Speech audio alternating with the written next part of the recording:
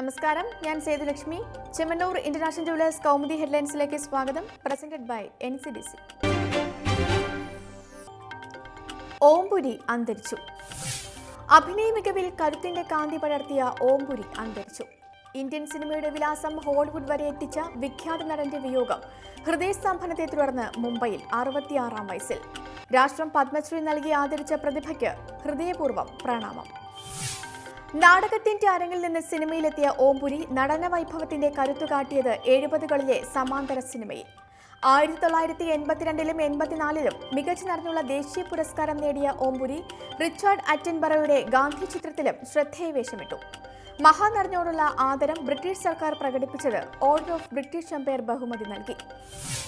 1976-ൽ ഘാഷിറാം കോട്വാൾ എന്ന മറാത്തി പരീക്ഷണ ചിത്രത്തിലൂടെ സിനിമയിൽ ചുവടുറപ്പിച്ച ഓംപുരി അർത്ഥസത്യ, ആക്രോശ്, മിർച്ച് മസാല, ഖായൽ തുടങ്ങിയ ചിത്രങ്ങളിലൂടെ വെളിപ്പെടുത്തിയത് പരുക്കൻ ഭാവത്തിന്റെ പുതിയ സൗന്ദര്യം.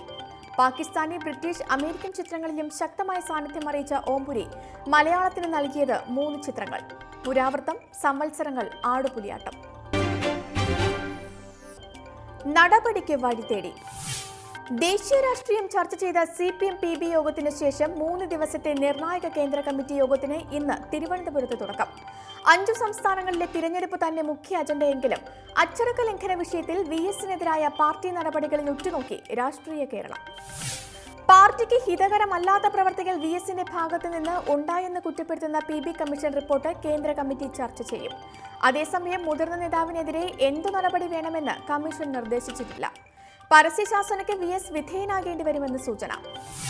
അതിനിടെ കേന്ദ്ര നേതൃത്വത്തെ കൂടുതൽ ചൊടിപ്പിച്ച് സംഘടനാ ദൗർബല്യം ചൂണ്ടിക്കാട്ടി VS വീണ്ടും കത്ത് നൽകിയത് ഇന്നലെ. പാർട്ടിയെ ദേശീയ തലത്തിൽ ശക്തിപ്പെടുത്തണമെന്ന് ആവശ്യം.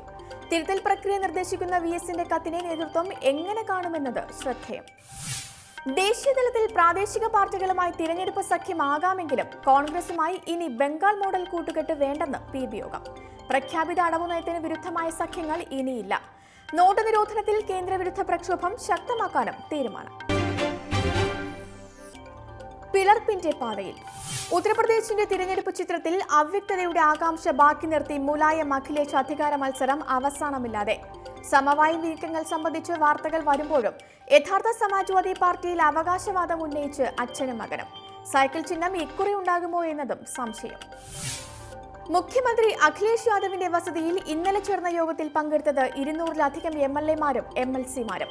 ഇവരുടെ പട്ടികയുമായി അഖിലേഷ് തിരഞ്ഞെടുപ്പ് കമ്മീഷനെ കണ്ട് സൈക്കിൾ ചിഹ്നത്തിന് അവകാശവാദം ഉന്നയിക്കും.